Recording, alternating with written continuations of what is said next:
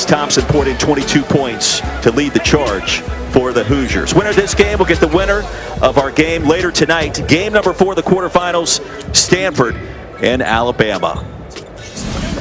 What a week this has been. Great to have you with us. Corey Alexander and Roy Philpott along for the ride. And Corey, we've been hanging out with Bill Walton all week virtually. I don't know where I am. I don't know what I'm doing, but I'm excited that we've got college basketball back in the mix, my friend.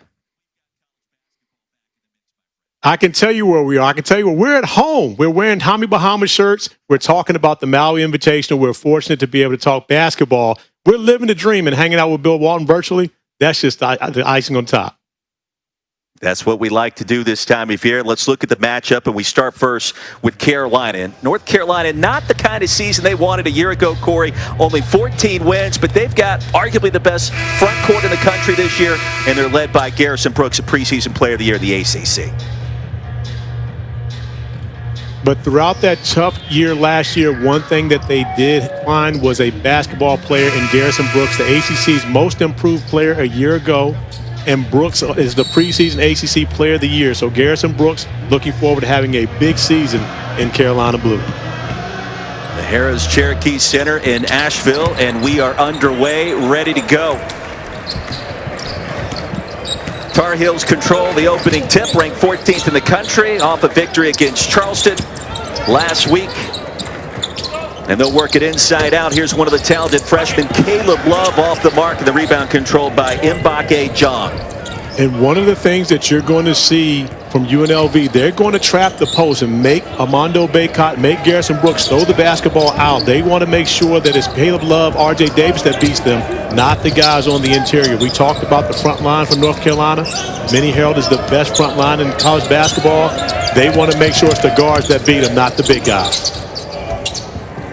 Inside out, Bryce Hamilton. 3-ball is good, and UNLV strikes first for the preseason first-team All-Mountain West Conference performer. And Bryce Hamilton coming off 27 points in their home loss to Montana State.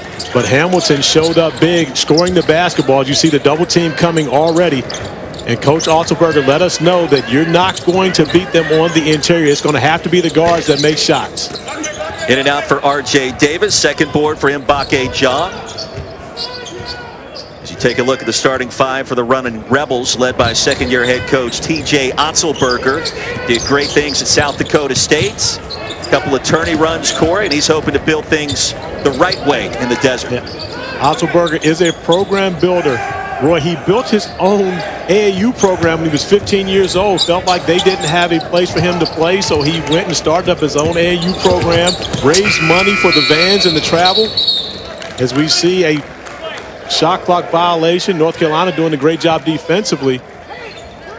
But when you think about T.J. Otzelberger, you look at his success that he had with the Jackrabbits of South Dakota State. But when you think about the fact that he built his own AAU program at age 15, that's a lot of drive for a person that young. You could tell he's one of those guys that's automatically built to be successful when he takes that type of initiative at such an early age. Corey, he was selling candy bars, sponsorships, trying to make some money for that AAU program. A foul inside will head to the other end. And Roy Williams, of course, year number 18 for the Hall of Famer in Chapel Hill. Won a couple of national championships and returning home this week, Corey Alexander. Was born in Marion, North Carolina, raised right here in Asheville. And you know, we talked before yesterday, and one of the things he says, you know, when you're getting close to home, when you start seeing the mountains about 30 miles out, he sees those mountains, he gets that warm feeling knowing that he's headed home. But right now, UNLV playing as though they're at home in comparison to North Carolina, off to a 5-0 start. Jumper by Hamilton after the foul on Bacot, his first for Carolina. So immediately the double team coming.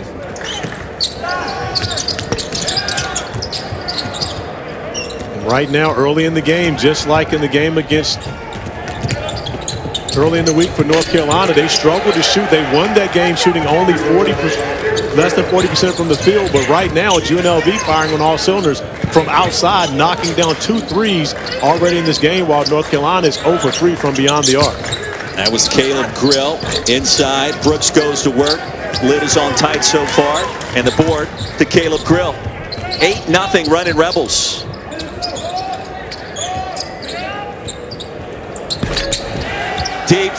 is good. Make it 11-0 UNLV. Now, that's when you're feeling good. When you bank it from straight on, you are feeling good about your game right now. And North Carolina unable to get anything going on the offensive end of the floor, but give UNLV a lot of credit for the way they've come out and the approach to this game. Brooks off the mark after the triple by David Jenkins. Here's an open path and a basket and a chance for three. Bryce That was Hamilton. set up by the gamble at half court by Caleb Love. You can't go for that basketball and not get it because you put your teammates in a vulnerable position, and none more vulnerable than Leaky Black, who's going to find himself on the wrong side of a SportsCenter highlight tonight. Corey, you surprised by the start for UNLV here tonight, a long ways from home? Well, one of the things that Coach Otzelberger, I'm sure, talked to his team about before the game started, we are playing the University of North Carolina in the state of North Carolina. Regardless as to whether or not there are fans in the building, these guys are expected to win. And right now, UNLV has come out as the underdog off to a 13-0 start early in this game. North Carolina unable to knock down jumpers, and UNLV is going to beat them from the outside. They're not going to let those post guys get it done. Not even 4 minutes in, the deficit is 13 for one of the younger teams in the ACC this year. Roy Williams, among his top 10 players, has 6 freshmen. R.J. Davis will send it outside. Off the mark, and the rebound by Hamilton. And, Roy, one of the things that North Carolina is going to have to do at this point, and right now when you see guys just firing away from the outside, when you throw the basketball out of the post trap, that means that the team is scrambling. That's an opportunity for you to be able to throw it into the post on the other side. North Carolina is one of the very few teams that are committed to playing two bigs. You have to give the other post man an opportunity. Will be extremely difficult to double team twice. Jenkins off the mark with the mid-range, and a foul inside will head the other way. Roy Williams returning home. We're going to touch base with one of his first players. Porky Spencer joins us next from Owen High School back in the day. ESPN's exclusive presentation of college basketball is brought to you by Camping World, America's #1 retailers. And back with the Tar Heels to claim 3 national championships. With Corey Alexander, I'm Roy Philpott. We're joined on the phone now by one of the first players for Coach Williams' team at Owen High School, and he is Porky Spencer. And Porky, we appreciate your time. What can you tell us about Roy when he was a head coach in 1973? It doesn't sound like he's changed very much since then. The only thing, he hasn't changed at all. The only thing that has changed is like he tells me, son, we're getting old. The gray hair and gained a little weight here and there. We both have, and but he still calls me son. He still calls me, he still acts like, we're his, and we are, all the guys that played for him. And the good thing about Coach is whether you played high school, whether you played college, whether you're playing college now or guys that played in the pro, he treats us all the same. And then, like on Thanksgiving, it always reminds. I went over to his house after camp, and I was there. Raymond Felton, Sean May, a bunch of those pro guys. These guys were still in the pros at the time, and we went over there. And here I am, teacher's assistant, making about $15,000 a year, and these guys are making millions. And matter of fact, Raymond Felton had just bought a Bentley and was showing everybody, and you couldn't tell who was making $15,000 a year, who was making the millions. And that's the thing that Coach brings to the table, that everybody, no matter who you are, you play for him, you're his son. He's unbelievable. He's just an unbelievable man, and he's one of those guys that everybody that's played for him, and they would take a bullet for him. I know I would, and I know everybody that played for him would take a bullet for him. I mean, he's just that kind of guy. He's Superman. He's my hero. A lot of people say, he's like a father, and Coach Williams is a father to me. He's always been that way, and great man. Hey, Porky, this is Corey Alexander. I'm sure you've been in a scenario before where your team did not get off to a good start. So right now, with Coach Williams' team down 13-0 to start this game, what do you think Coach Williams would say to his team in that huddle? He would tell them guys, they go over this in practice. They know what to do. They know what they're doing. You know what they need to do. And there's a lot of people getting about the we won't get in this, but about the timeout. You know, they know what to do. You know, and it's great that they'll get going. They'll get going, and that's tell everybody not to panic because they'll get them going. He tells them what to do, and they'll do it. They know, and it'll go good. On the court, Porky, when Coach Williams was your high school head coach, let's go 1974. What was he like then, and is that same demeanor still exists today? Yes, it does. The sayings that Coach Williams says, little things, and it's just like when I go to the games and I'm sitting there and I'll take somebody that hadn't been to a game, or that don't sit down there where I sit, and I'll say, hey, somebody will mess up, and I say he's coming out, and then as soon as we get a timeout, he takes him out, and they'll say, how you knew that? And I said, because that's the way he was in high school when he coached me. If you messed up and you knew you messed up, if you did something that you weren't supposed to, you're coming out. And that's, fast break. They've changed it a whole lot, but it's basically the fast break, all that good stuff. It's kind of stuff we did when he coached us, and we didn't do it as well, but we tried to do it. And and that first year we played 20 games. We went 2-18, and I wished I would have won more games than that, but I wouldn't trade that experience for nothing. It just that's the kind of guy that you're playing for. Well, Porky, tell me this, and you're an Asheville native. What is it that Roy Williams means to Asheville? You've been there. You're a lifer. What is it that Roy Williams means to that city? It's that when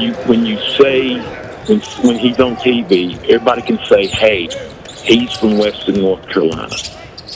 He's our guy. He's made it. You're proud of him. He's that coach, that son, that brother, that whatever, that uncle, whatever that's made it. If you hadn't made it, he's made it, and it makes you feel like you've made it. And he just makes everybody feel. Even people that pull for Duke when he's playing golf or something around, say, Coach, we pull for you until you play Duke or until you play State. Porky, you mean to tell me that there are people in Asheville that pull for Duke? Not everyone there pulls for the Tar Heels? They've moved in. They're not from Asheville. They're not from Asheville. They're transplants. Okay. They're transplants, most of them. But he just, everybody wants him to do well, and he just makes you feel like you're part of it. You're part of this family. It's all about family. Y'all, you guys know that it's family, and it's family there. When I go there and go to the games and go to work camp, everybody down there makes me feel like that I went to school there. That I'm Coach Williams' son. I went to school there.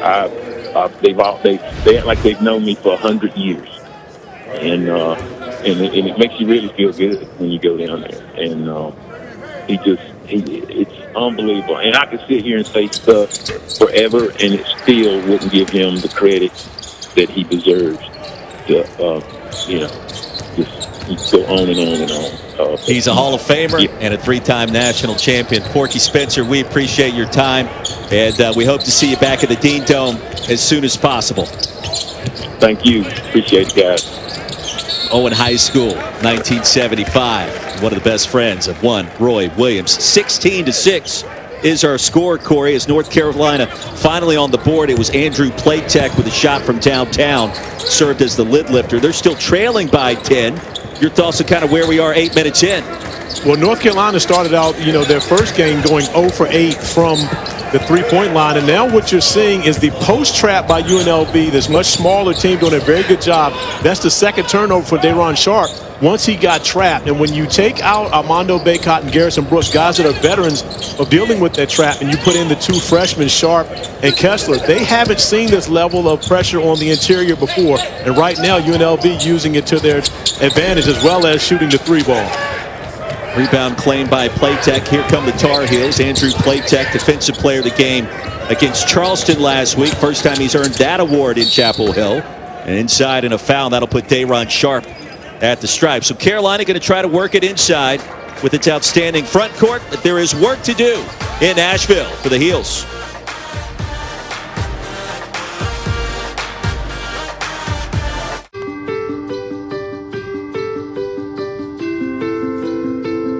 This year, let's make our own holiday magic.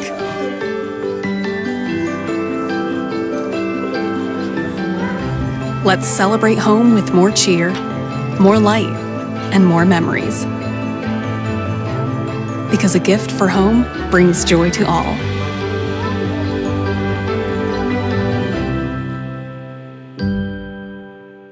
Hey guys, if you're experiencing erectile dysfunction, you can now get treated anywhere. Like here, here, here, even here. Okay, maybe not there. That's why we built Roman. So it's easy to get ED meds prescribed online delivered to your door. Just visit GetRoman.com, chat with a U.S. licensed physician, and if treatment is right for you, you'll get genuine medication delivered in discreet packaging. Get started with your free online visit at GetRoman.com/TV. You've always been my center. Someday, I'll remind you that you will always be just that. Show her your love is unstoppable. In-store, online, or by virtual consultation. Only at Kay Jewelers. The best way to get your large 3-topping $10 tastemaker is also the easiest. With contactless curbside pickup, let us know when you're here, without ever leaving the safety of your car. No one out-pizzas the Hut. Well, the Rebels starting out on fire from downtown in this one, 4-7 from three-point range, Corey, and that's going to open up an early advantage. It really has, and they've been able to space the floor and bring the big guys of North Carolina outside to contest those threes. They haven't done a very good job of it thus far. UNLV, as you mentioned, 4 for 7. They shot 11 for 25 from three in their opening game loss to Montana State, but they were actually down 49-31 at halftime, down 18 at home. We talked with Coach TJ Otzelberger yesterday, and he talked about the fact that playing against North Carolina and seeing their opponent would drive their energy and effort level to a higher degree than it was when they played their first home game. It's not something that you want to have for your team as a coach, but it's also human nature, and we've seen a different level of energy, a different level of effort from, and I go by running Rebels.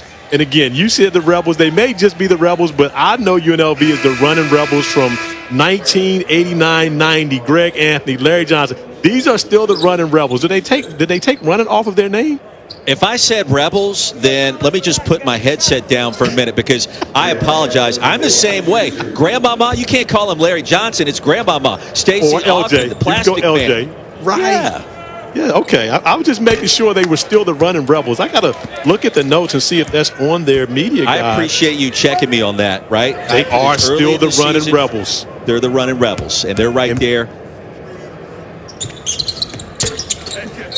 One of the best teams on the planet in terms of winning percentage. You saw it on the graphic, 16-7 our score, as Garrison Brooks back on the court for Roy Williams. North Carolina trying to extend its pressure a little bit. Man-to-man pressure, trying to see if they can find a way to speed up. And you see the trap coming, but that often opens up easy opportunities.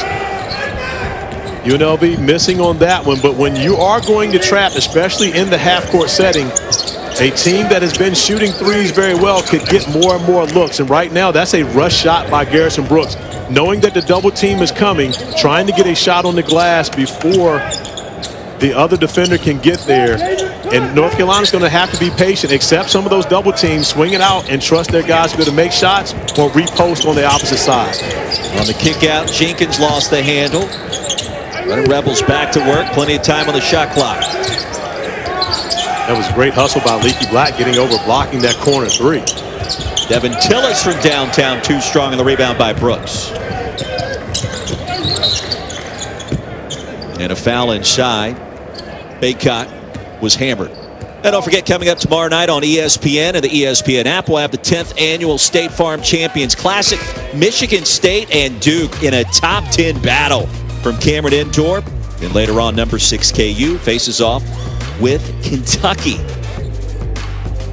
Wildcats, Jayhawks, 7 versus 20. Really one of the big stories of this season. How about what Richmond did yesterday to Coach Cal's Kentucky Wildcats? Richmond's one of the best teams in the A-10, make no mistake about it. But that still was shocking to see a double-digit loss at Rupp.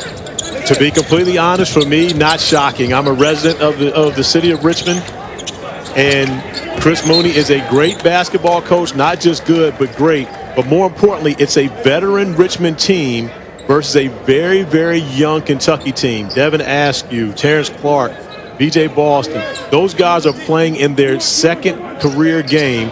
These young men from Richmond, hats off to them, but that is a program that has been very good under Chris Mooney and a signature win for them to begin this season. We've seen San Francisco upset Virginia. There's Playtech in and out. The rebound and the putback by Baycott. Now that's the area where North Carolina can win in this game, is on the offensive glass. North Carolina had 30 second chance points in their first win over College of Charleston, and especially when you're getting double teamed, that means the opposing team is in scramble mode trying to find someone to block out. North Carolina needs to take advantage of the offensive glass and continue to build up the second chance points. Spin by Hamilton and the teardrop, and it's pretty. 18-9, UNLV extending its lead.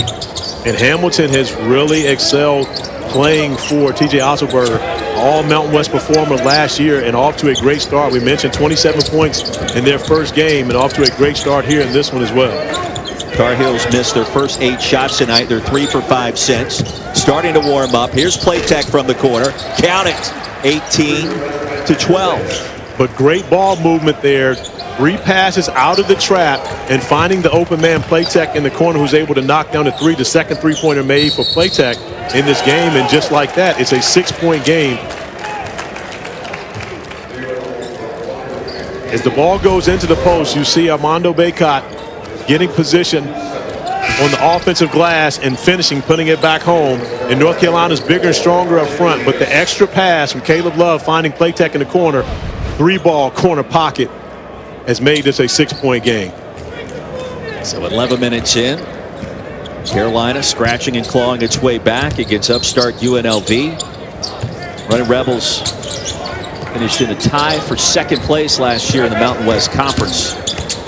One of their best performances in over a decade as Brooks corrals it. And an open look for R.J. Davis. Count it. 18-15, a one-possession game. But you see the difference in those threes. Caleb Love driving, getting the dribble penetration, collapsing the defense of UNLV. So now R.J. Davis is shooting a wide open look. Much more confident look for him on the perimeter, and back-to-back three-pointers by North Carolina has made it now a one-possession game. Hamilton sizes up another triple. Tracked down by Mbake John. And it'll stay with UNLV. The extra pass is working, Corey. And once again, Garrison Brooks with his eyes up, seeing across the court, R.J. Davis knocking down the 3. And I'm going to go out on a limb here. R.J. Davis could possibly lead North Carolina in scoring this year. That's how elite level of a scorer he is. I know that their strength is in the front court, but they have 4 very good interior players. I don't think that Garrison Brooks will put up the same type of numbers that he did a year ago, but R.J. Davis is going to have to stay on the floor, and he's a guy that is a walking bucket. If he leads them in scoring, it would not be a surprise. First basket for Garrison Brooks. I do want to ask you about Garrison Brooks because he had 7 points the other night against Charleston. He's 1 for 5 to start tonight. Is there added pressure as the preseason ACC Player of the Year and those kinds of expectations on your shoulders to start a season? There really is, because Garrison Brooks did that last year out of necessity. I don't believe that he is really that type of player. He's always been a complimentary guy, a very good team player. He scored because they needed him to last year. But this year, he's got a lot more talent around him. But Garrison Brooks still taking command on the block, able to finish for 2.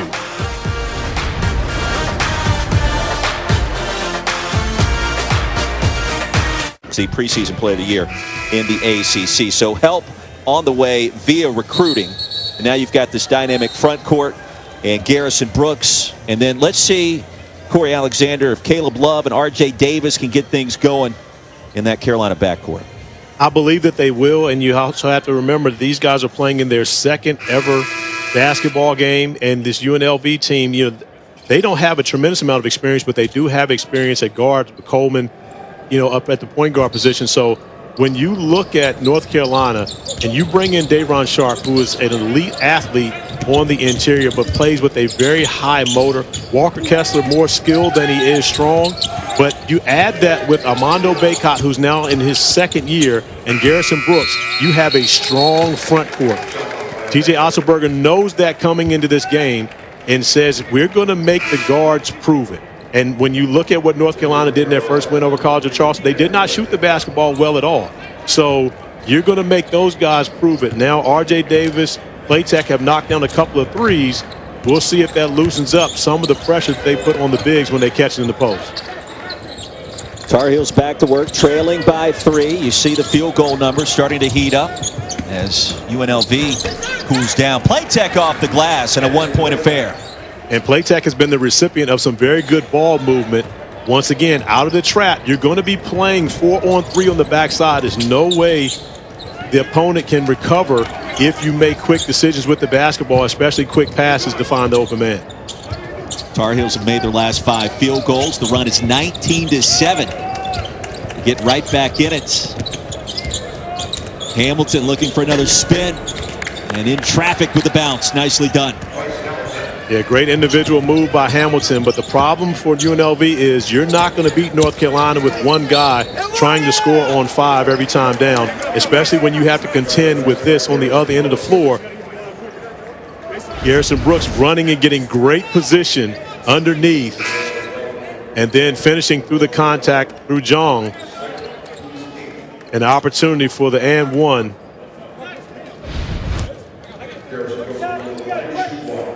That'll be the second foul on Mbake Jong. Chance for the Tar Heels to tie it up. And Roy, one of the things we just saw there, it's virtually impossible to double team when somebody catches the ball in the middle of the paint. Now, when you catch on the block, it's easy to double team, but when you catch it right under the basket, no double team can get there in time to stop you from scoring. If I'm North Carolina, one of the things I want to continue to do is run that big right to the middle of the lane. You've got 3 seconds, and honestly, you don't see that called much, maybe a little more, to try to get the ball into the hands of the front line guy. Winner of this game will get the winner of Stanford, Alabama.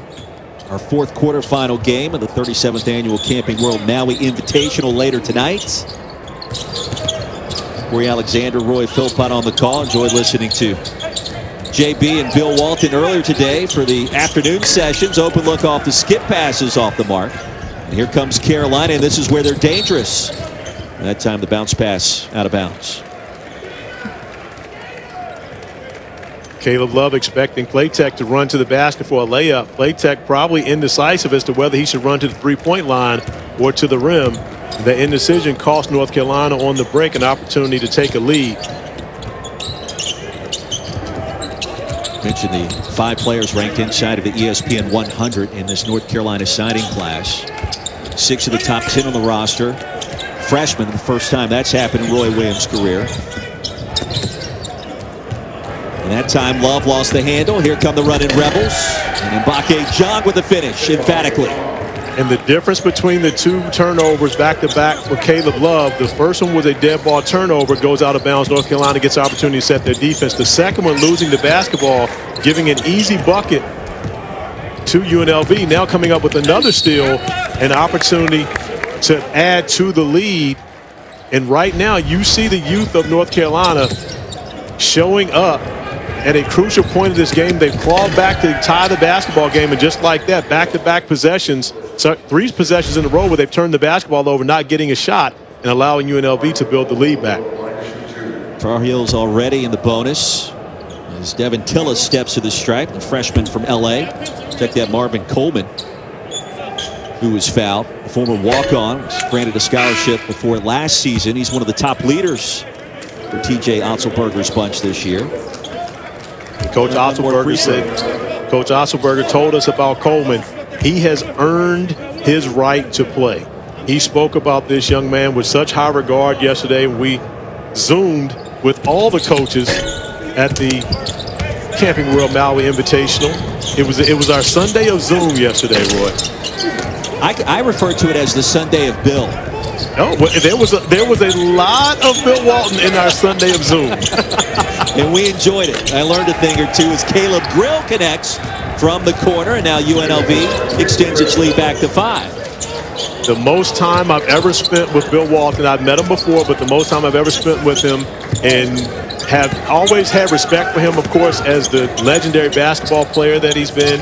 But I can tell you right now, enjoyed spending our Sunday with him as well.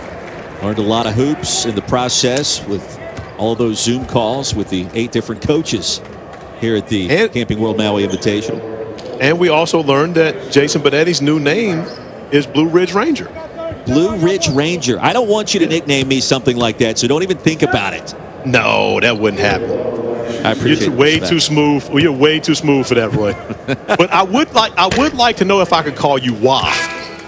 Wow, that works. Wednesday on ESPN, and also the app will have the 26th annual Jimmy V Classic. Number 1 Gonzaga takes on West Virginia at 7.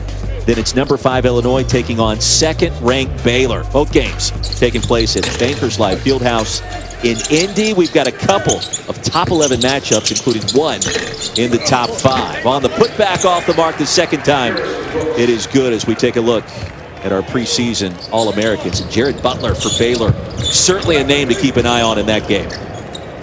Best player on that list, Cade Cunningham, my young fella out of Dallas at Oklahoma State. Oh, Love was rejected at the rim. Was that Nick Blake sneaking in there at the last second?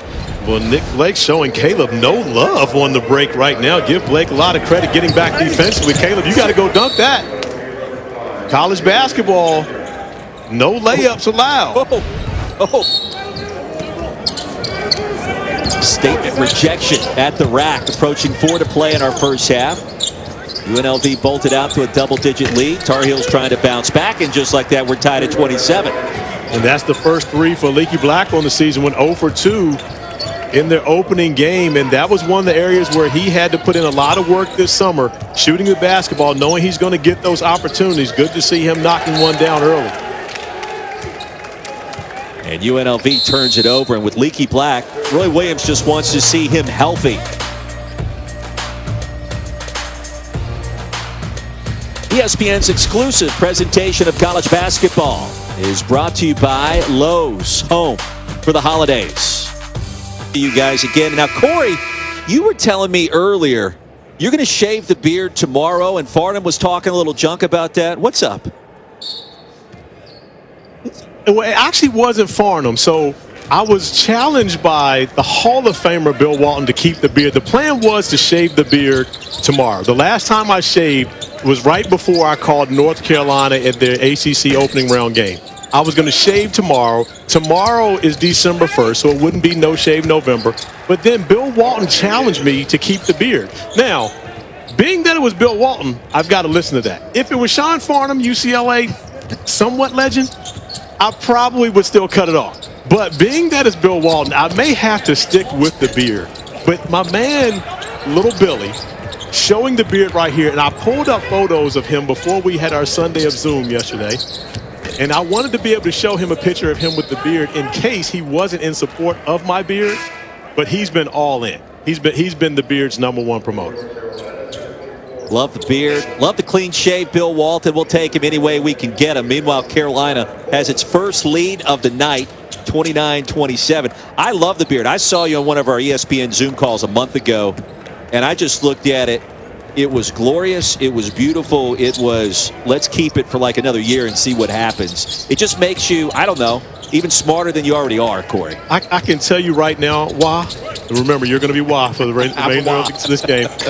I have about 200 text messages right now, and this is the first time many of my friends have seen me since March throughout this quarantine, and there are mixed reactions. There are a lot of people threatening me if I don't cut this off, there's going to be harm done to me soon, and there are others cheering the beard on.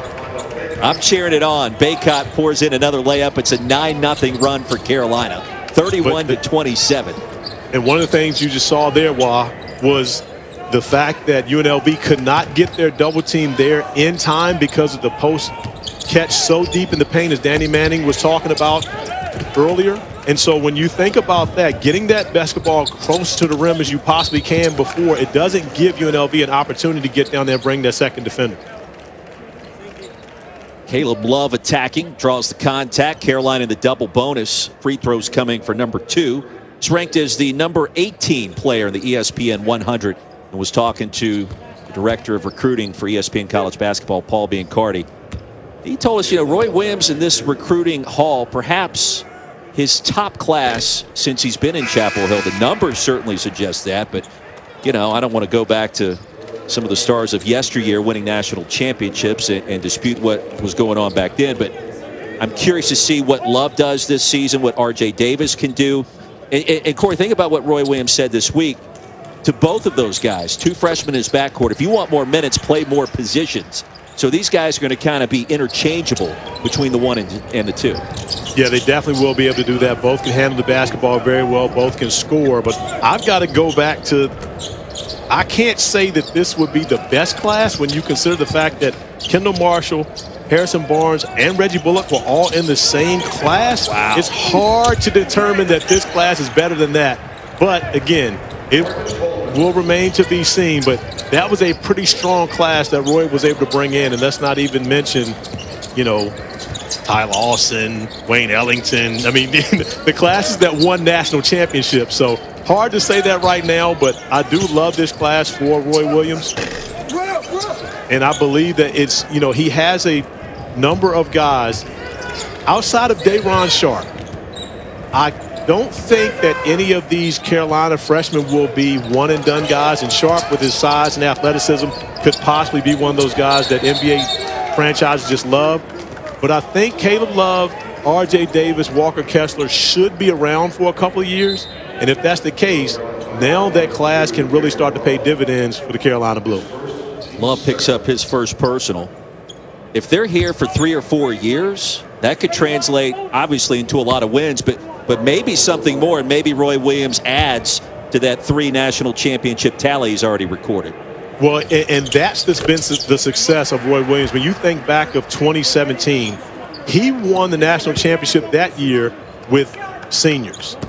And so then you go back to the national championships won before. Tyler Hansborough was a senior. Ty Lawson was a junior. Veteran teams with Roy Williams have had success. But one of the pressures of being the head coach at the University of North Carolina, you've got to get the best players every year. And in doing so, those guys often go pro, especially in today's age, and it makes it difficult to have that level of consistency. Kerwin Walton from downtown extending North Carolina's lead. 36-30, less than a minute to go in our first half, and we're back in 30.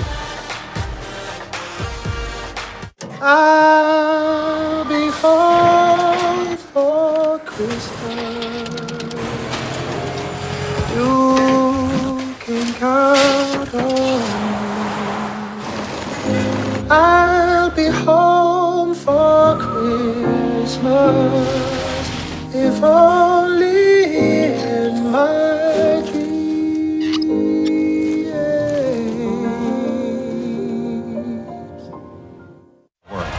The State Farm Champions Classic, Tuesday on ESPN. When you see Jay Billis and he's in your face, you know that it's college basketball season, and that puts a smile on our faces. Corey Alexander, Roy Philpott, back at the Camping World Maui Invitational. Less than a minute to go in our first half, and Carolina leading by 6. Running Rebels back to work.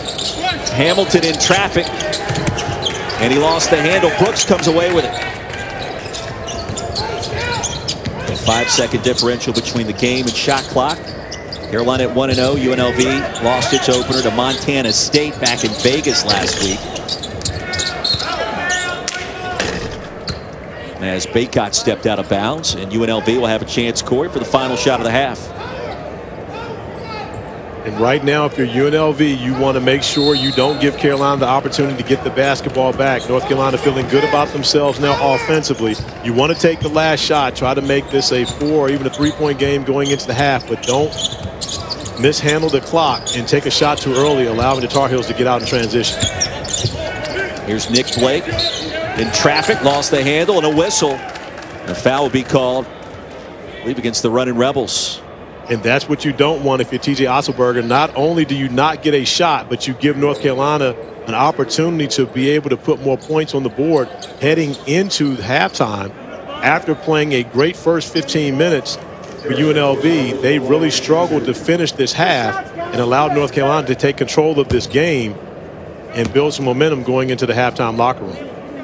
So Garrison Brooks goes over 1,000 career points in this first half. Have a chance to close it out. Just 1 point short of double figures. Preseason ACC Player of the Year. Just tuning in, UNLV jumped out to a 13-0 lead. We brought on Porky Spencer, and the rest is history. Carolina comes roaring back, and a chance for another bucket. Brooks. And that'll do it. The North Carolina Tar Heels, ranked number 14 in the land, close on a 15-3 run. The Camping World Maui Invitational. We'll send you down to the studio for the halftime report. Kevin to 30. Well, great to have you with us, whether it's Maui or Asheville. We're excited about the start of college basketball. Corey and Roy back with you. And an interesting first 20 minutes in the books as Carolina kind of worked inside out to get its flow going on offense, Corey. They really did. North Carolina struggled to start the game off, couldn't make a shot from the outside, and did not handle the double team very well from UNLV. But once they got it going offensively, it started with getting the basketball closer to the rim. Armando Baycott not accepting the double team, spinning away from it and finishing. And then Garrison Brooks posting in the middle of the lane where there's nothing you can do but foul him. That opened up opportunities on the exterior. R.J. Davis knocking down the three. Andrew Platek at the top of the key, knocking down the three. And just like that, North Carolina got its offense going and found a way to find a lead going into the half. Take a look at our first half summary. Heels missed their first 8 field goals, caught fire late. The opposite for the running Rebels out of the Mountain West Conference. And inside, it'll stay on this end. UNLV was picked 4th in the Mountain West Conference preseason poll. After the miss by Jenkins, and Baque John picks up the personal. That's his 3rd. Brooks will track it down, and Heels will set up their offense. Brooks back to work, preseason Player of the Year, and he's off court. And right in the middle of the paint, he caught the basketball, but a great job by Zhang coming over and blocking the shot. And Zhang, of course, led UNLV in block shots a year ago, but UNLV only has 3 players returning that saw any minutes last year. 9 newcomers, 7 of them freshmen for this team. So Coach TJ Otzelberger starting over in his 2nd year. And you mentioned the expectations, and a lot of that had to do with the fact that they finished with their best Big West record. I'm sorry, Mountain West used to be Big West, but now Mountain West, best Mountain West record that they've had in the last 12 seasons in his first year. Baycott with a full head of steam is called for the offensive foul. That'll be his 2nd as TJ Otzelberger looks on. His team lost to Montana State in their opener. Roy Williams' team beat Charleston.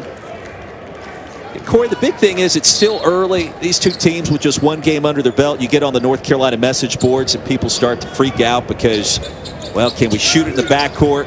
When will these young guys grow up? Well, it's their first game. It's their 2nd game tonight. There's going to be some ups and downs. Hamilton can't get the bounce. Baycott the board. Well, Roy, a.k.a. Wah, let me tell you your first mistake. Going on a Carolina message board, fan board, any of that. There is never going to be, and it's not just North Carolina, it's any school, there's never going to be anyone that's happy. No one is ever going to accept what is going on right now, but you're talking about 17 through 23-year-old young men And right now, if they're more closer to 17 than there are 23 for this North Carolina team. It's not a very old team outside of Garrison Brooks, who is circled on the screen, and a big target on the interior. And right now, when you're giving up as much size as you are on the interior, you cannot front and gamble and not come away with the basketball, because it leads to easy points for the opponent. Hamilton already in double digits. Had to force that one up. Garrison Brooks in double digits for the first time this season is inside. Heavy traffic and a foul. Free throws coming up for Carolina. But that possession shows you exactly what North Carolina is about. Getting a stop and then sprinting down the floor, trying to get an early opportunity. The early opportunity this time was for a guard, R.J. Davis, because they beat the defense back down the floor.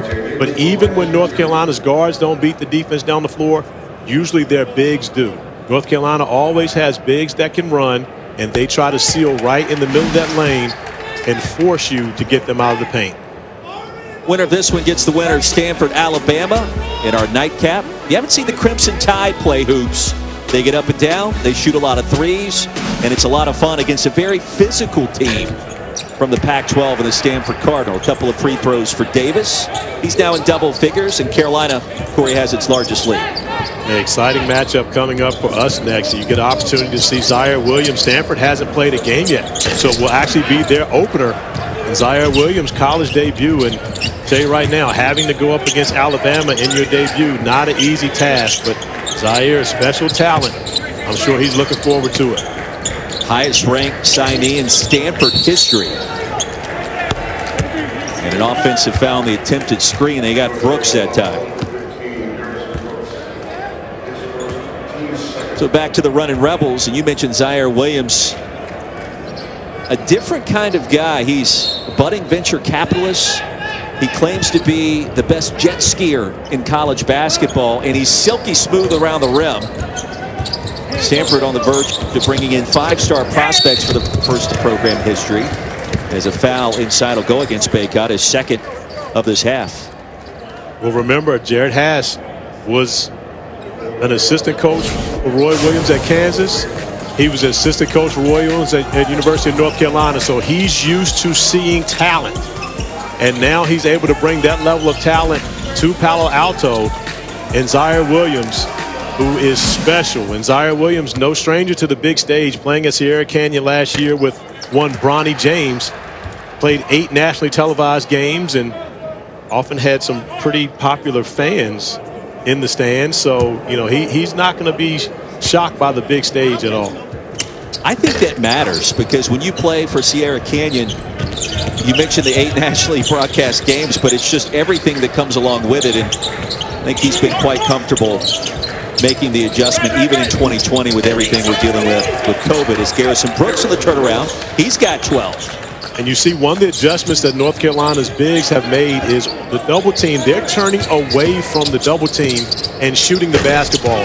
Even if you don't make it, that leaves UNLV with a much smaller defender to try to box out the other big on the other side of the floor for North Carolina. So you see Baycott once again turning away from it, turning the basketball over. But you see them making a conscious effort not to accept the double team and move quickly. Hamilton missed the layup. The rebound by Brooks. That'll be his 5th. That's not something you see often from Hamilton. Elite level scorer, giving up an easy 2 points. Most scorers are very selfish about that. You concentrate on those layups getting to the rim, especially when your team is down 12 points, and you can try to find a way to cut into that. But Hamilton has to do so much for this running Rebel team. He's option number 1 and 2 on the scouting report for opponents, and they know that they have to find a way to slow him down to beat UNLV. First free throws of the season for Leaky Black. Yet to really be fully healthy this time in Chapel Hill, hoping this season, at least Roy Williams will be his first. And a big step down that road to start. You see his 4 points and 4 boards so far.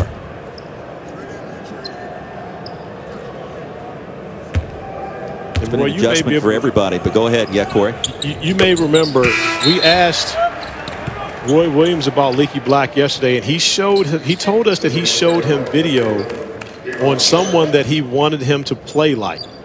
And I'm trying to remember who it was, but it predated Leaky Black. I don't even know if Leaky Black was alive when the young man was playing. And it stumps me that I didn't write that down.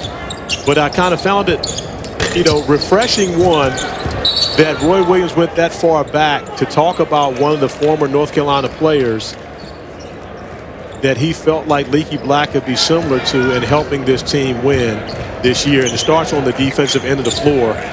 And you're not supposed to, especially in TV, bring up stuff that you don't know all the facts to, but it still was interesting. It feels like this is going to be the world's greatest tease going out to our next break, and you'll come back almost like we're on Jeopardy and reveal the answer. There's the mid-range jumper for Caleb Love. I need to get a line to Walton. Bill Walton would know exactly who it is that I'm talking about because he was the one asking all the questions, and I'm sure he was writing down all the answers. I've heard so much Bill Walton in the last 2 days. I'm going to wake up in the middle of the night and say, throw it down.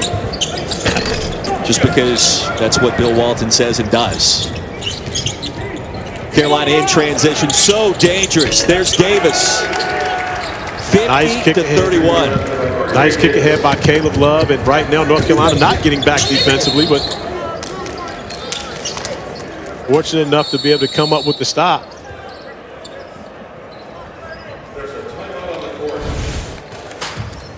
And this is the way North Carolina wants to play. Get out in transition, find easy threes for guys like R.J. Davis.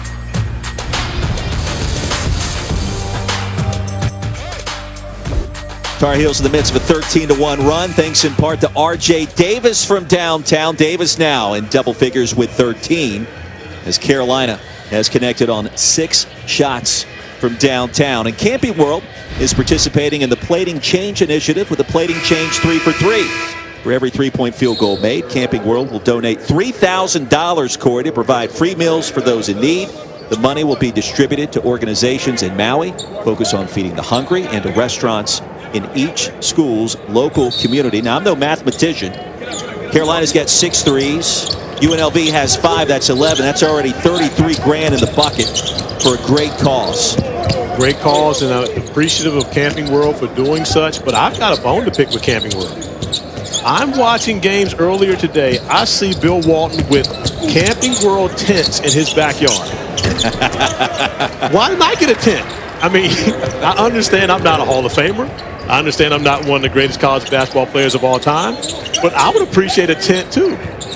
And I'm looking at Walton and his setup in the backyard. I mean, it's pretty spectacular.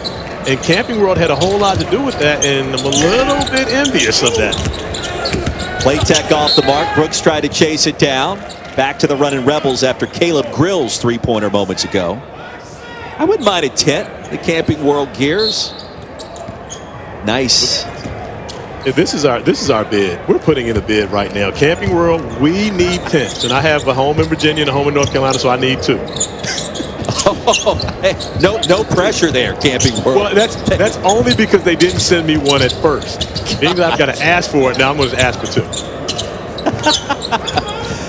50-34. Almost 6 minutes into our second half. Winner of this game will get the winner of Bama and Stanford later tonight.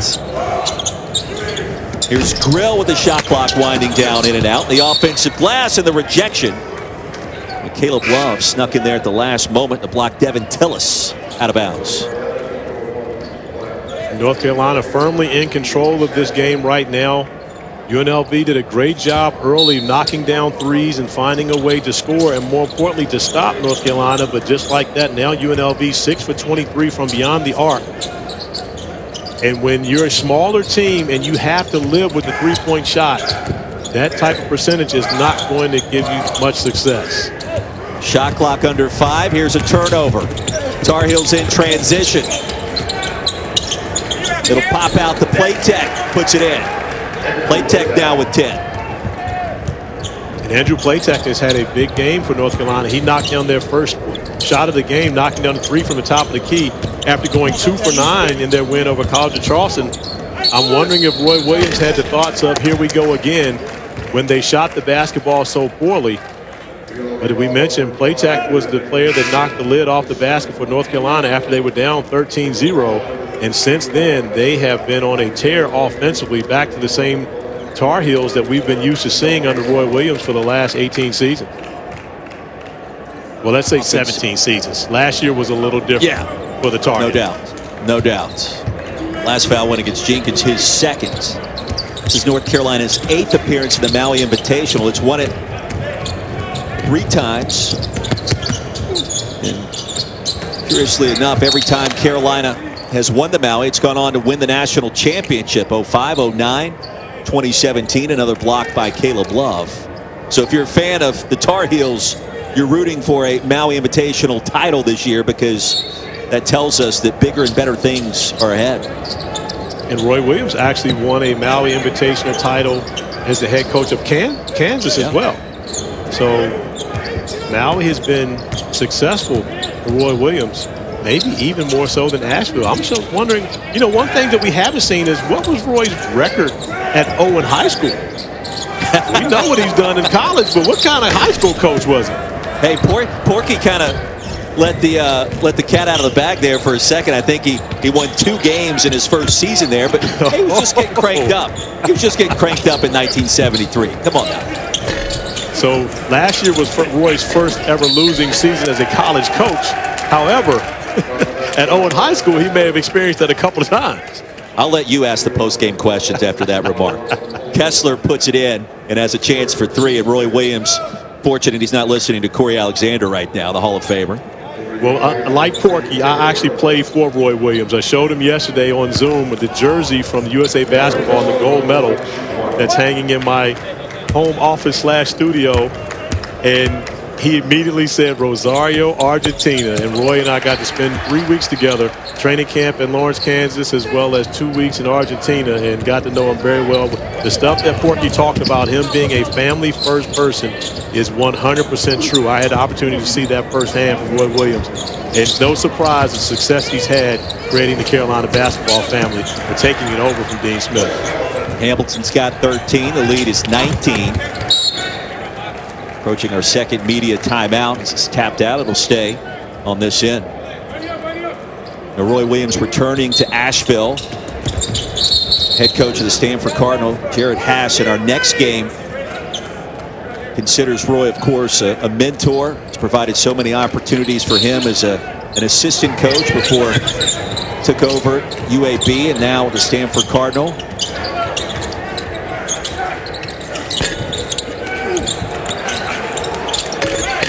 How about Kessler getting it done? Walker Kessler, number 14 of the ESPN 100 a season ago.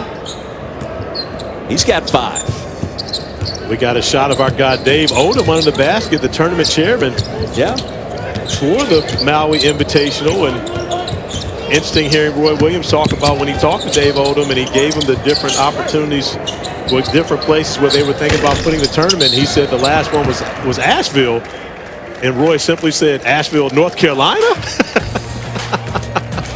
I think it's worked out pretty well so far. For everything RV and outdoors, as you see, Dave Odom, the former head man at South Carolina, Wake Forest. Corey, he was the one that found Tim Duncan and put Wake Forest basketball back on the map back in the day when Tim Duncan was in Winston-Salem. Unstoppable, just like he was with the Spurs for all those years. Absolutely. My teammate, Tim Duncan, he was actually my rookie when he came to San Antonio. I was part of tanking for Tim in 1996-97. I'm sure we're not supposed to talk about that, Greg Popovich. However, that's really what it was. But now, after seeing that, though, okay, so Camping World is really more about RVs. Right. So I'm changing my tune, okay? I wanted 2 tents before. Okay, oh my gosh. But I got a text from my guy, North Carolina legend, Rashid, a.k.a. Roscoe Wallace, who says he needs a tent too. So we need 3 tents and an RV. We'll see you when we come right back. As America's #1 RV and 6 our scores. The Tar Heels getting it done. The 3-headed monster, Andrew Platek, R.J. Davis, and Garrison Brooks. Corey. Well, you see Brooks turning away from the double team. North Carolina figured it out. It took them a while to get involved offensively. It started behind Andrew Platek knocking down the 3. But you see these guys getting involved offensively, and the 3 we'll call it the big three for North Carolina right now. 35 points, shooting 50% from the field. And North Carolina found their offensive rhythm after getting down 13-0 after Andrew Platek knocked down the three from the top of the key. And since then, there's been no looking back from the Tar Heels. Carolina back to work. Tar Heels ranked 14th. They moved up 2 spots in the AP poll that came out earlier today. Here's the putback, Walker Kessler. He's 7'1", and that wingspan is enormous. He could be a major factor in his freshman season, Corey. And oftentimes that's the best offense for North Carolina is just to get a shot up on the glass, because one thing that you know about the Tar Heels, they're notoriously great at rebounding the basketball, especially picking up second chance points. So one of the areas for them is just getting shots and then allowing their big guys to be able to go get it off the glass. Hamilton for UNLV poured in the mid-range. He's got 15. Caleb Love on the other end for the Tar Heels as Carolina continues to operate at peak efficiency in this second half. Grill kicked out the leg, and let's see how they call it. I believe he's going to be shooting 3. And Platek did everything he could to avoid picking up that foul. And I think, as you mentioned, kicking out the leg from Grill really caused the contact. Platek got hit on the screen and almost tripped up. Coming out there trying to defend that three-point shot. It's one thing when you foul a three-point shooter and you're actually trying to contest the shot. But when you're trying to get out of the way, that's the worst one. Grill transferred Las Vegas from Iowa State. He was recruited by TJ Otzelberger to South Dakota State. Jackrabbits made those couple of trips to the NCAA tournament. He's a three-point specialist. Just getting warmed up with his new digs. Caleb Grill. I mean, Corey, you got to think, too, this year, given the quarantine, the downtime of the summer, there's going to be a lot of teams and a lot of players trying to shake off rust before we get to conference play, let's say later next month or into January. It's going to have a different vibe to it, right? Yeah, that's one of the biggest things that the quarantine did for basketball is it took away your ability to get into the gym. And so many guys, even when they go back home, where many of the players were throughout the quarantine, especially up until July, you're used to being able to go to your high school gym, go back and work out with your trainer, et cetera, where gyms were scarce. It wasn't somewhere you could get into very easily this year. So a lot of guys really started to pick a basketball back up when they came back to campus for summer school. And, of course, many schools have dealt with COVID-related issues. We know that Walker Kessler, and Puff Johnson both have had to deal with that recently before the first game for North Carolina. So, and it's something that's going to be part of what we see in college basketball this year. The only thing that will be consistent is change this season. And so, but I think there are a lot of guys who are shaking off that rust. And one of the reasons why I think we've seen the number of upsets that we've seen early in this year, veteran teams who know their systems have done a much better job taking on teams that have had to really build with younger players. San Francisco over Virginia, Richmond over Kentucky. Why did that have to be the first one? I just had to throw it out there. Why did we have to start with that? We could have started with Virginia Tech over Villanova. We could have started over Richmond over Kentucky. All big upsets. I mean, we didn't have to start with Virginia first. I was just trying to keep you on your toes tonight. We got another game to call after this one. Here's the lob, and Brooks tried to lay it in, couldn't get there. The rebound by Devin Tillis. Kessler clear the rebound. I like what TJ Otzelberger told us yesterday in regards to quarantine. You're going to hear a lot of these stories in college basketball the next couple of weeks, but he said the downtime really gave me extra time with my family. Said I was humbled and had a lot of gratitude being around the kids as long as I was able to this summer. He's got twins that are 6, a daughter who's 3. And he said that's time that really wouldn't exist if it weren't for the circumstances of 2020. So he's a family man. You appreciate that. What's been a whirlwind after leaving South Dakota State 18 months ago. Yeah, and one of the things that I've been able to ask many coaches, and I'm used to seeing, college coaches all summer, out recruiting, especially at Peach Jam, Nike EYBL events, etc. Shout out to my summer boss, Jamal James, by the way, now that I'm doing shout outs. But when you think about the fact that I didn't see all these coaches all summer, means that they were home. I was home. And so I've been asking a lot of these coaches what it is they've been doing with their spare time that they're used to being on the road. And you've seen so many different coaches. You know, I talked with Chris Holtman earlier in the week. He talked about he started his day with a new exercise regimen. We talked to Ed Cooley, who's lost 53 pounds during this quarantine. I mean, he started working out, built a home gym. You know, so many guys. But Jared Haas and TJ Otzelberger, both those guys solely talked about they were able to spend more time with their children.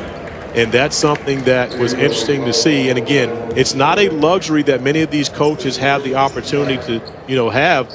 And many of them, their wives handled the majority of that because their schedules don't allow for so much of it. So it was good for an opportunity for many of these coaches to get back and take some of the pressure off the wives, helping out with the kids. I'm sure many of these wives are glad the season's back started, though, so they can get these guys out of the house.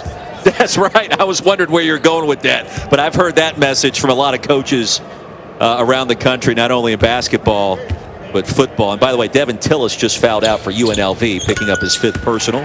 One more free throw coming for Brooks as Carolina's now in the bonus. And maybe tonight's performance for Garrison Brooks will kind of get him kick-started after that 7-point performance against Charleston last week in the season opener. And you mentioned earlier, you know, being named the preseason ACC Player of the Year can put a significant amount of pressure on you. I can think back to, honestly, in the ACC, which I've covered for the past 12 seasons, I don't know anyone that was actually picked to be the ACC Preseason Player of the Year that won the award. It normally doesn't happen that way.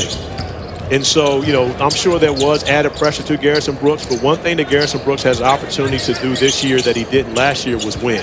And I think this North Carolina team, as these guards gain more and more experience, have a very good chance to be one of the better teams in the top echelon of the ACC this season. Leaky Black back iron, battle for the rebound. He'll chase it down. And a fresh 20. Brooks again. And inside, the quick whistle, free throws coming for North Carolina. Well, here in beautiful Asheville, North Carolina, 3-time All-ACC selection. Scored over 2,000 points in his incredible career, over 22 per contest. Played 2 years in the ABA, 8 seasons in the NBA, Corey. And you've spent a lot of time with Charles Scott. In fact, I want to say you won an Emmy in a documentary talking with Charles. Well, thank you for calling me an Emmy Award winner, Philpott. And I appreciate that. And I have spent a significant amount of time with Charles Scott. And the one thing that I've learned, well, I shouldn't say one thing because there were many things I learned from him.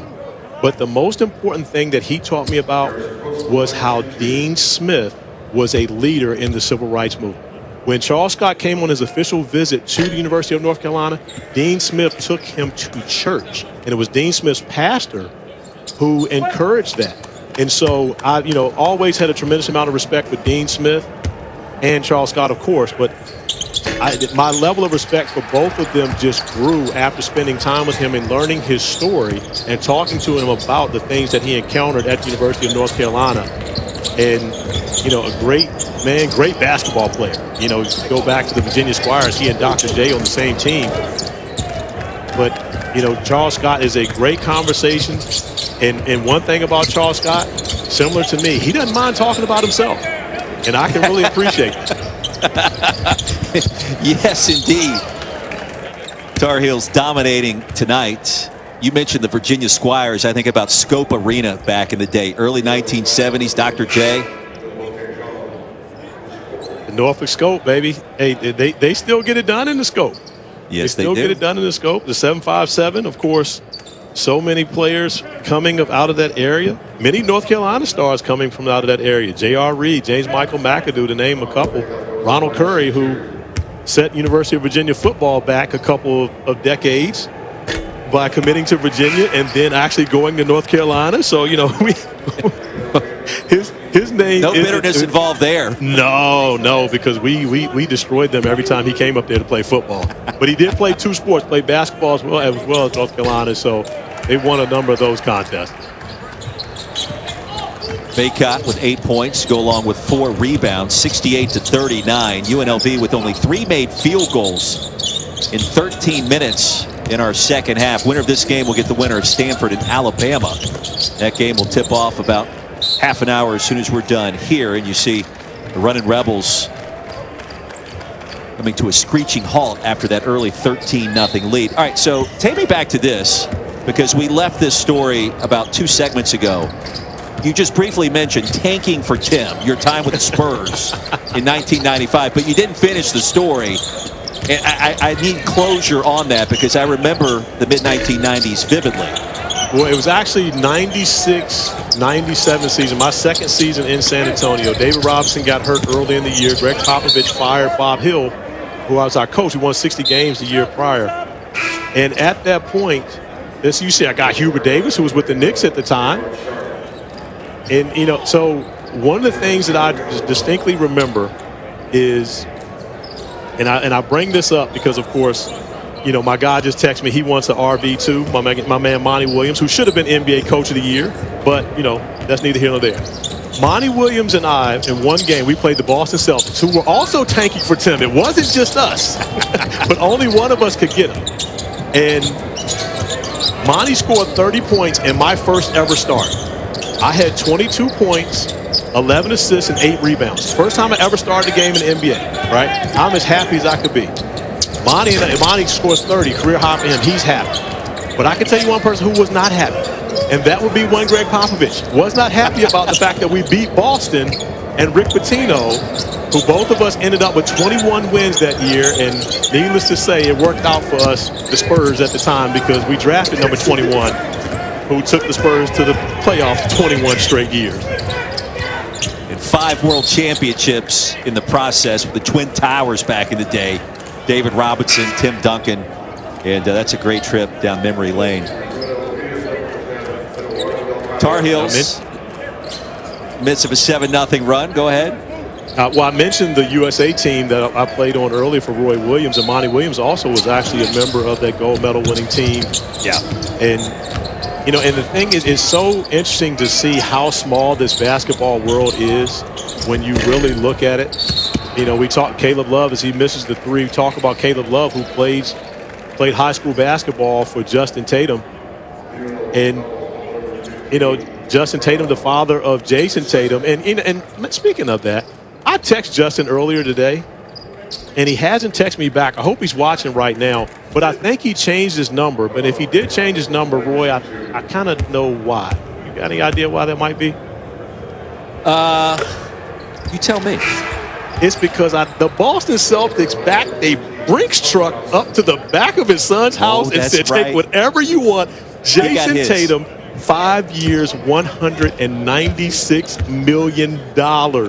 So Justin probably had to change his number because everybody in the Lou in St. Louis is looking for a couple of dollars right now. Justin, if you're watching, text me back. My number's the same. I just want a little information on Caleb. I don't want no money, my man.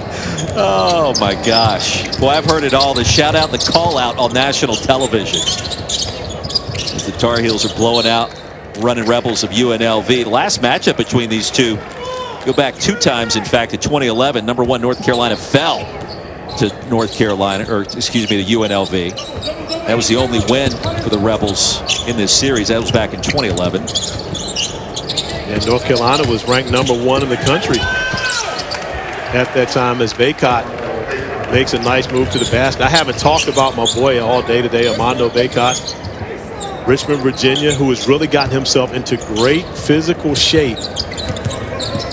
And you see him able to move defensively so much better. And I believe the addition of Day'Ron Sharpe really put some pressure on Baycott, having to compete against that level and that motor every day in practice. Cardinal getting loose backstage. Harrah's Cherokee Center. It'll be Stanford and Alabama. Opener for the Cardinal. Zaire Williams, talented 5-star recruit. Highest rated signee in Stanford history. It'll be coming your way shortly. I'm going to go Bill Walton on you right quick. Have you ever been to Palo Alto? I have. Beautiful place. Beautiful place. I can remember when I was working for the University of Virginia doing radio, we were on our way to the Maui Invitational and stopped off in Stanford to play against the Cardinals. Was not a good game for the Cavaliers at the time. Early in Tony Bennett's coaching career at Virginia. Yeah. And I believe it or not, Maui Invitational was my first ever earthquake. I can remember being in Maui, sitting in the hotel room, and the world started shaking, and that will always be one of my, I won't say favorite memories, but memories of the Maui Invitational. I've been in one earthquake, and it is an eye-opener. Moses Wood claimed the rebound. UNLV back to work, approaching 4 minutes. Game has been dominated by number 14 UNC. Off the glass, here's Blake.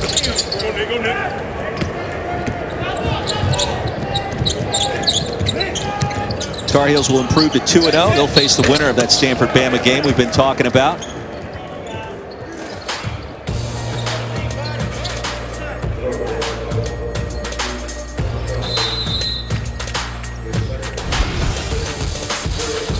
ESPN's exclusive presentation of college basketball is brought to you by Camping World, America's #1 retailer. It's been 7-1, 245 from Noonan, Georgia.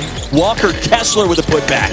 And Walker Kessler fitting into the North Carolina system extremely well. Go get it off the glass, big fella. Offensive rebounding is a staple of North Carolina's offense.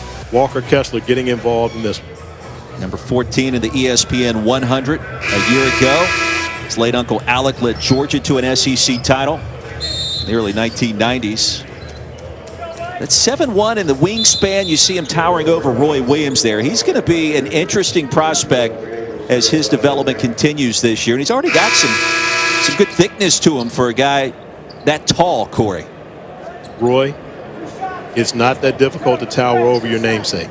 I'm just going to say that right now. Roy Williams, great basketball coach, but he is height challenged.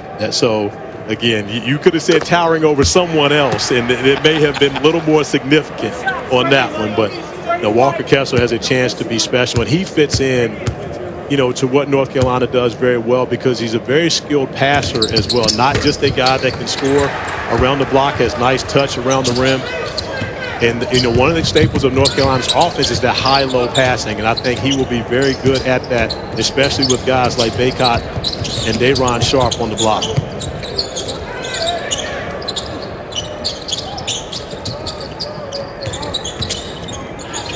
Three and a half to go. And a 3-ball. Top of the key is good. R.J. Davis, 16 points. Paced the Tar Heels tonight. That's a good side. 3 of 4 from downtown too, Corey. It really is. R.J. Davis was listed in a number of publications as the top shooting freshman in the ACC. And so that's a welcome sight from Tar Heel fans to see him coming in and knocking down 3. Don't forget, coming up tomorrow night, ESPN, the ESPN app will have the 10th annual State Farm Champions Classic, a top 10 battle. Michigan State at Duke will tip things off. That's at 7:30, live from Cameron Indoor. Then number 6 Kansas, 10th ranked, make that now 20th ranked Kentucky after the loss to Richmond yesterday. Tomorrow night, 9:30, ESPN. And we're going to see exactly what Coach Cal and company can do in terms of a bounce back, trying to grow up some of those young stars or future stars like B.J. Boston. We'll see. Back iron for Walker Miller.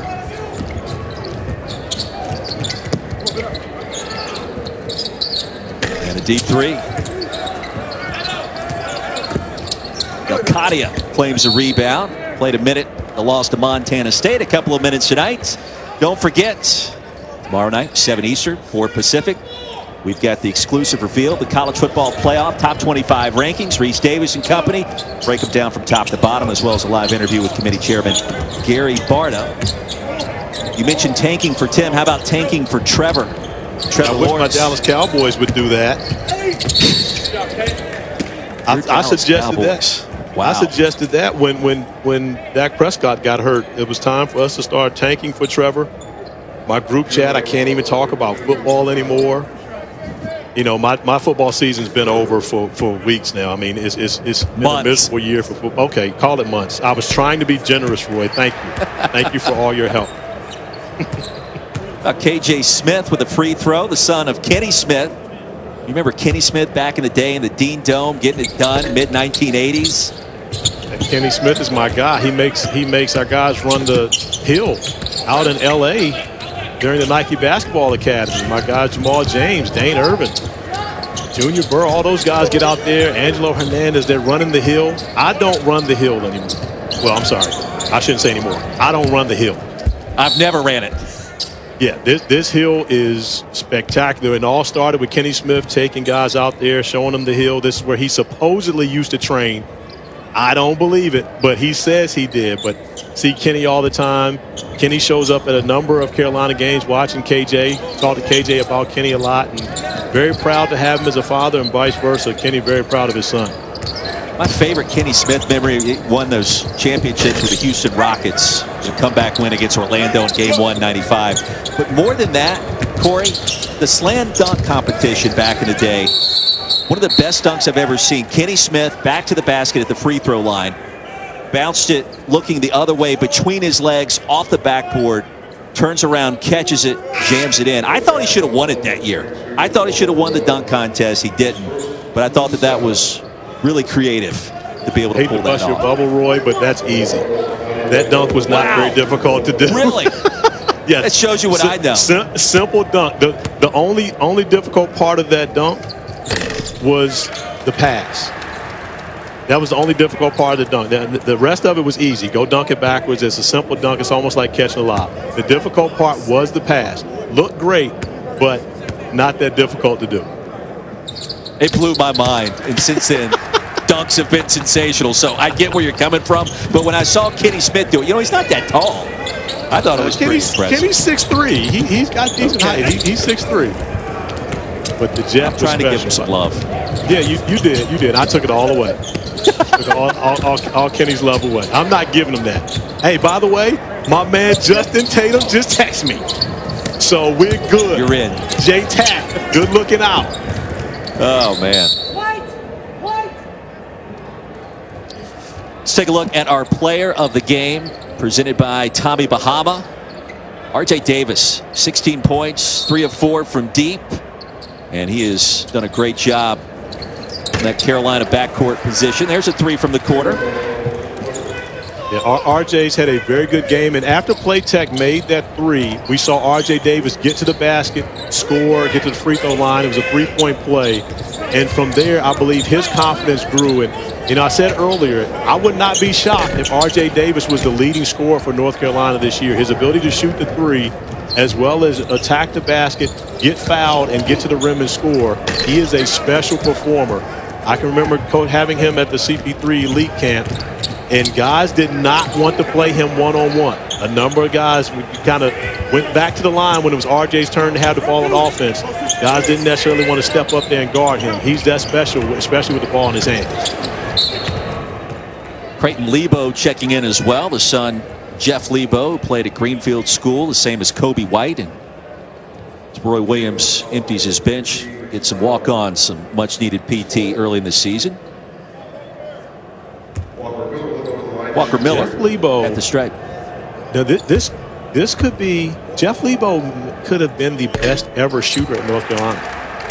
Can you think of someone else that was a better shooter at Carolina than Jeff Lebo? I saw Wayne Ellington play in person, I think, 4 times, and I'm not sure he missed a shot in any of those games. I mean, he was pretty pure when he had it going, but Lebo was the man back in the 80s too. Yeah, that would be a good one right there. I'd be interesting to see what Carolina fans think about who's the best shooter to ever play. Now, of course, that's not going back to Lenny Rosenbluth and the stars that I never saw tape on. But from the 80s on, Jeff Lebo, and I'll get Wayne Ellington is definitely in that mix. He had a sweet stroke, man. I mean, he still does, but it was, during his time at Chapel Hill, he just terrorized virtually every team in the ACC. So, trivia question. What was the last freshman backcourt to start a game for Roy Williams before R.J. Davis and Caleb Love? Can I go back to Ty Lawson? And? Come on, Roy. Wayne Ellington. Wayne Ellington, of course. What am I doing? 78-51, the final score. Corey Alexander dropping knowledge on us. That's his job. An updated look at the bracket. North Carolina, 4 o'clock tomorrow, awaits the winner of our next game between Stanford and Alabama. Contrasting styles. Bama wants to shoot the three, third in the country in points per game a year ago at over 80. Stanford and its physicality, and the debut of Zaire Williams, one of the top freshmen in the country. A lot more headed your way back in Asheville, but here tonight, North Carolina victorious over UNLV 78-51. Send you to Kevin Connors in the studio.